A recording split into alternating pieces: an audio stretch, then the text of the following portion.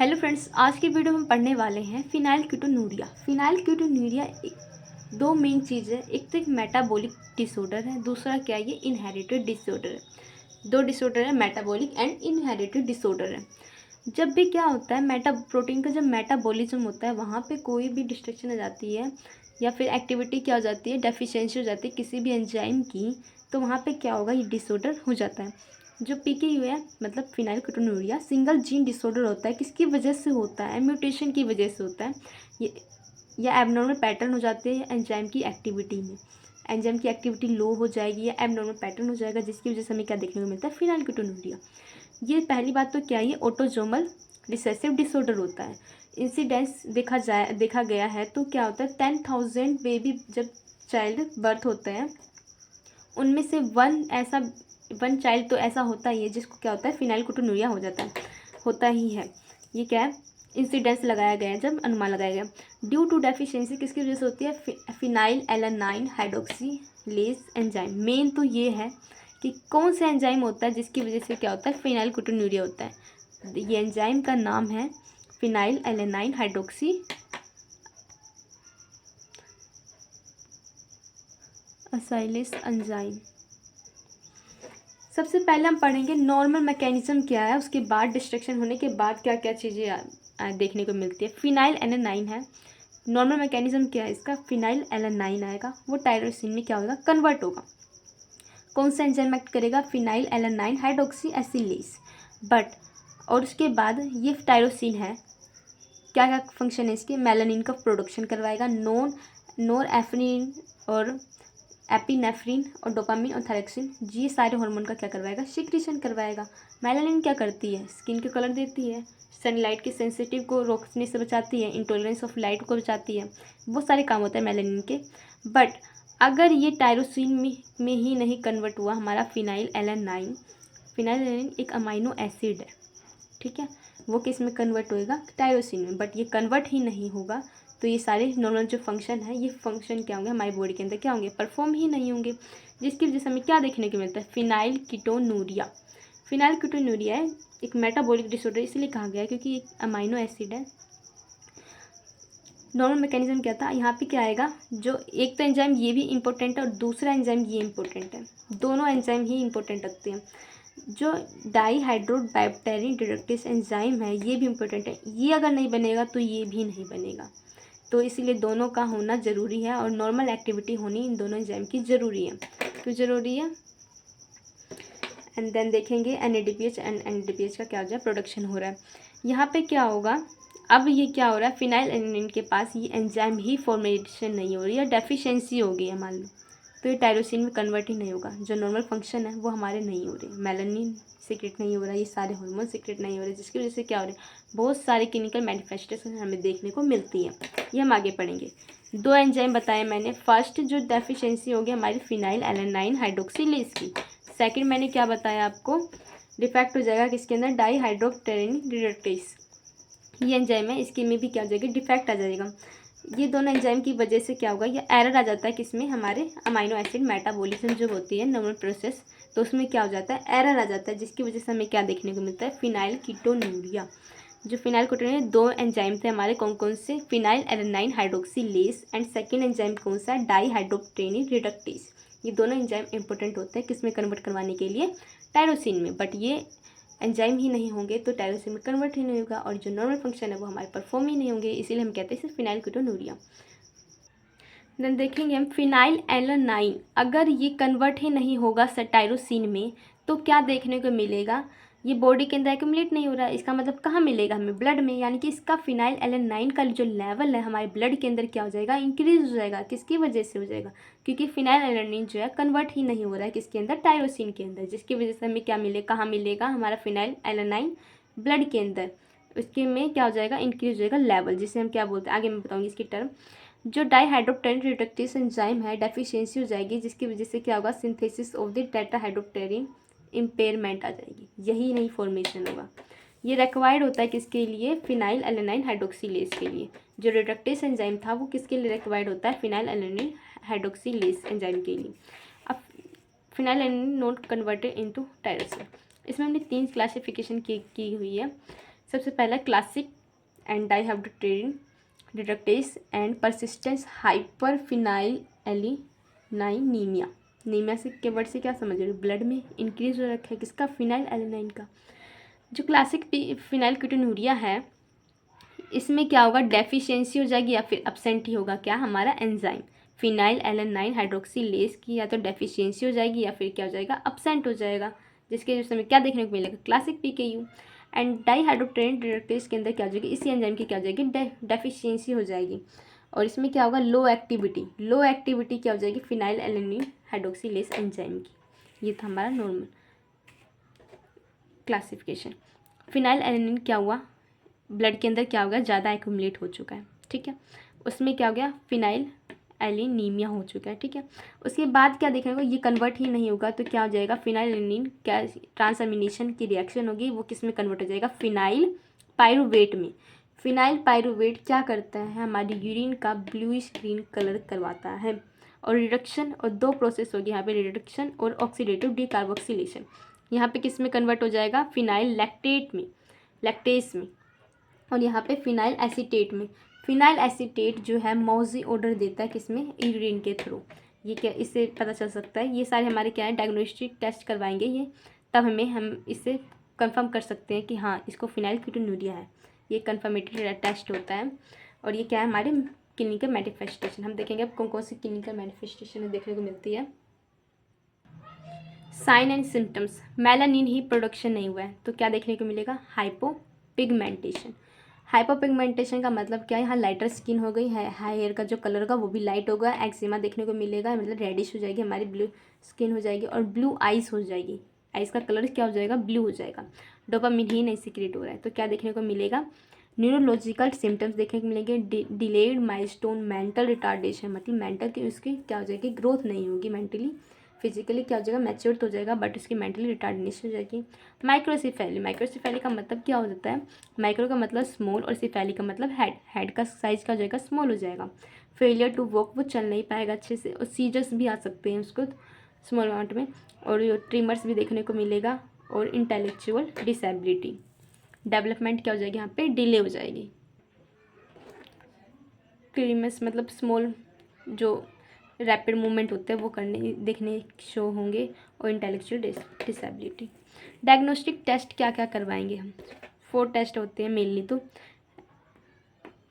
Ferric chloride test, इसमें क्या देखेंगे, फिनाइल पायरुवेट जो था वो यहाँ पे क्या करवाना था, देखो फिनाइल पायरुवेट क्या करवा रहा है, ब्लूइश करवा रहा है, ब्लूइश ग्रीन कलर किसको, यूरिन को। तो यहाँ पे हम देखेंगे ब्लूइश करवा रहा है ग्रीन कलर को, यूरिन को, ये हमारा क्या होगा, डायग्नोस्टिक टेस्ट। ग्रोथिश टेस्ट में हम क्या करवाते हैं मेनली, इसमें बैक्टीरियल इन्वेजन हो जाता है, उसमें हम क्या देखते हैं, बैक्टीरियल ग्रोथ देखते हैं। इसमें डीएनए प्रोब में हम क्या देखते हैं, cloning of the gene for human. ये दोनों टेस्ट कब होते हैं, जब वॉर्म के अंदर फीटस होता है तब चेक करने के लिए। Tandem mass spectrometry, tandem mass spectrometry का मतलब क्या होता है, जब हम क्या होता है, इनबोर्न बेबी होता है उसके हील से हम क्या लेते हैं, मतलब पैर से, हैंड्स वो लेग से क्या लेते हैं, ब्लड टेस्ट से ब्लड सैंपल लेते हैं, उसके थ्रू हम क्या करते हैं, ब्लड टेस्ट करते हैं। मेन चार्ज हमारे क्या होते हैं, डायग्नोस्टिक टेस्ट होते हैं, ये परफॉर्म करवाने जरूरी होते हैं। अब ट्रीटमेंट के लिए हम क्या क्या देंगे इसको, डिफेक्ट है फिनाइल हाइड्रोक्सीलेज और डिफेक्ट इन डाइहाइड्रोटेस, दोनों के लिए अलग अलग ट्रीटमेंट होगा। सबसे पहला है फिनाइल एलेनाइन हाइड्रोक्सीलेज है, उसकी वजह से क्या होगा, उसमें हम क्या देंगे, लो फिनाइल एलेनाइन डाइट सप्लीमेंट देंगे, किसके साथ में, टायरोसिन के, क्योंकि टायरोसिन में हमें कन्वर्ट करवाना है ना, इसी वजह से। Start with in 3 weeks, new born baby है तो उसमें 3 वीक्स के अंदर ही हमें क्या करवा देना चाहिए, ट्रीटमेंट स्टार्ट करवा देनी चाहिए। Avoid high protein diet, avoid meat and fruits को क्यों अवॉइड करते हैं, क्योंकि फ्रूट्स में बहुत ज़्यादा फिनाइल एलेनाइन देखने को मिलता है। सप्लीमेंट देंगे विद टेट्राहाइड्रोक्टेनिन के साथ। जो 5 हाइड्रोक्सी ट्रिप्टोफैन होता है और वो डोपा है, हेल्प करता है सिंथेसिस करने में सेरोटोनिन, इसमें हम क्या देंगे, इसमें ये डाइट ट्रीटमेंट देंगे हम। अब हम पढ़ेंगे एल्काटोनीरिया। अब ये कौन सी डिजीज़ होती है, ये भी इनहेरिटेड डिजीज़ होती है, किसकी वजह से, वहाँ पे कौन सा एंजाइम था, फिनाइल एलेनाइन हाइड्रोक्सीलेज, यहाँ पे क्या है, होमोजेनिस्टेट ऑक्सीडेज एंजाइम की डेफिशिएंसी हो जाती है। क्या है, नॉर्मल प्रोटीन का मेटाबॉलिज्म होता है। वहाँ पे क्या था, ऑटोजोमल रिसेसिव डिसऑर्डर, यहाँ पे भी वही है। वहाँ पे 10,000 में था, यहाँ पे क्या है 25,000 में एक इंसिडेंस देखने को मिलता ही है। जो फिनाइल एलानिन है, नॉर्मल मैकेनिज्म पहले हम देखेंगे। तो उसमें क्या होगा, फिनाइल एलानिन है, टायरोसिन में कन्वर्ट होगा, उसके बाद क्या आएगा, पी हाइड्रोफिनाइल पायरुवेट में कन्वर्ट होगा, उसके बाद किस में कन्वर्ट होगा, होमोजेनिक स्टेट में। देन उसके बाद 4 मैली एसीटो एसीटेट में, देन 4 फुमरेल एसीटेट में। ये कौन सा एंजाइम यहाँ पे है, हाइड्रोलेस एंजाइम है। फिर यहाँ पे ट्रांसअमीनेस, उसके बाद है हाइड्रोक्सी फिनाइल पायरुवेट डिऑक्सीजिनेस, उसके बाद है होमोजेनिक स्टेट ऑक्सीडेज। मेन एंजाइम हमारा क्या है, ये एंजाइम की क्या हो जाती है, डेफिशिएंसी हो जाती है। नॉर्मल प्रोसेस में तो क्या हुआ, नॉर्मल प्रोसेस हुई और इसने यहाँ तक फुमरेट कन्वर्ट करवा दिया और यहाँ पे क्या हो गया, एसिटो एसीटेट में ये क्या हो गया, कन्वर्ट हो गया। बट अगर हमारा होमोजेनिक स्टेट ही क्या होगा, कन्वर्ट नहीं होगा, ऑक्सीडेज का एंजाइम ही डेफिशिएंसी, क्या नॉर्मल प्रोसेस हो गई, नहीं होगी, जिसकी वजह से हमें क्या देखने को मिलता है, एल्कोप्टोनूरिया। अब आगे की जो प्रोसेस है मैं दिखाती हूँ आपको।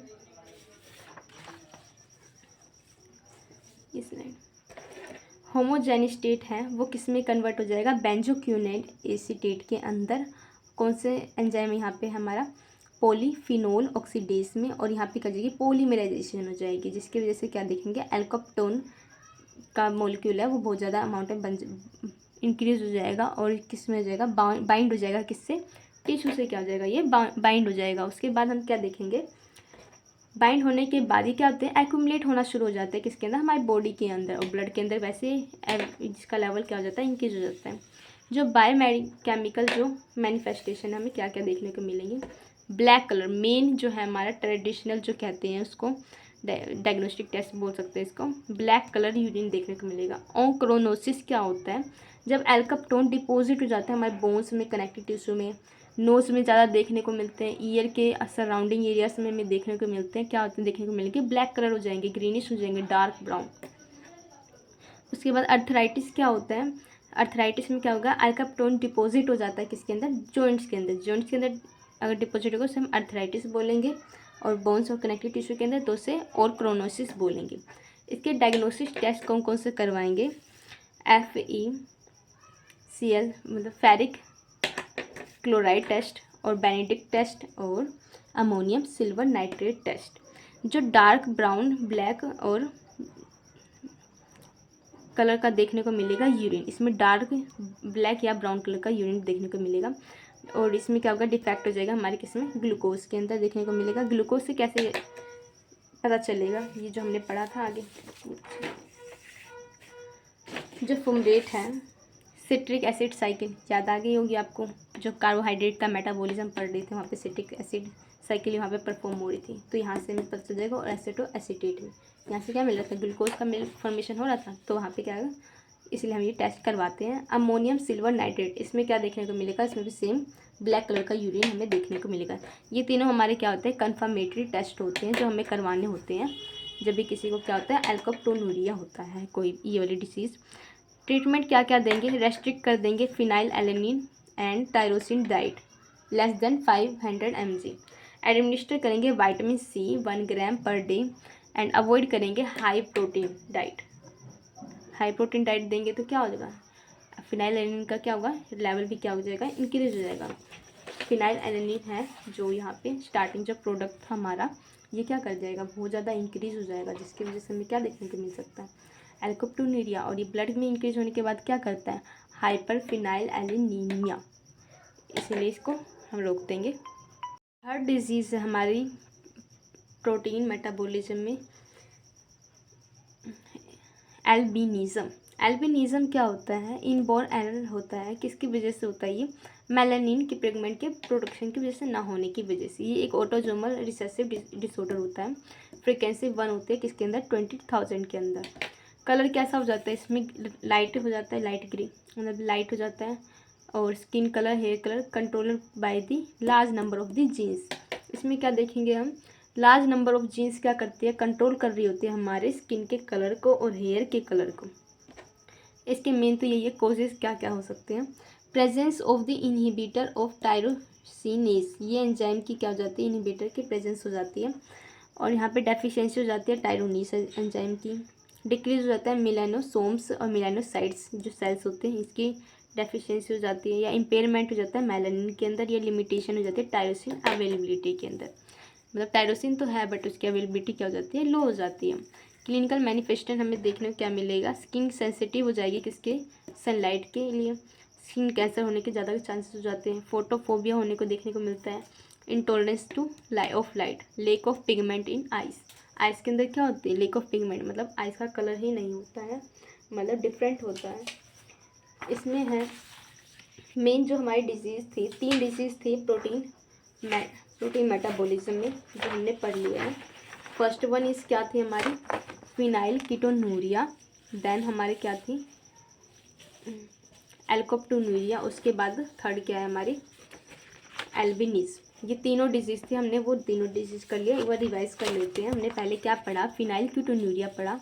उसमें हमने क्या देखा, उस वहाँ पे क्या हो रहा था, कौन से एंजाइम की डेफिशिएंसी हो रही थी, फिनाइल एलेनाइन हाइड्रोक्सिलेज। और जो हमारा एल्कोप्टोनूरिया था वहाँ पे कौन सी डेफिशिएंसी होती है, होमोजेनिस्टेट ऑक्सीडेज एंजाइम की डेफिशिएंसी हो रही थी। और एल्बिनिज्म क्या था, वहाँ पे स्किन कलर में क्या हो रहा है, सेंसिटिव हो रही है। और एरर हो जाता है, ऑटोजोमल ही होता है यहाँ पे, जिसकी किसकी वजह से, टायरोसिन जो है नीस, ये एंजाइम की डेफिशिएंसी की वजह से होती है। और इसमें क्या था, तीनों ही लगभग सेम है। और इसमें जो मेन जो हमारा है डिजीज़, ये क्या है, फिनाइल कीटोनूरिया। ये किसमें 10,000 बर्थ में से कितने, एक इंसिडेंस है, एक तो मिलता ही मिलता है। और बाकी हमने पढ़ लिया।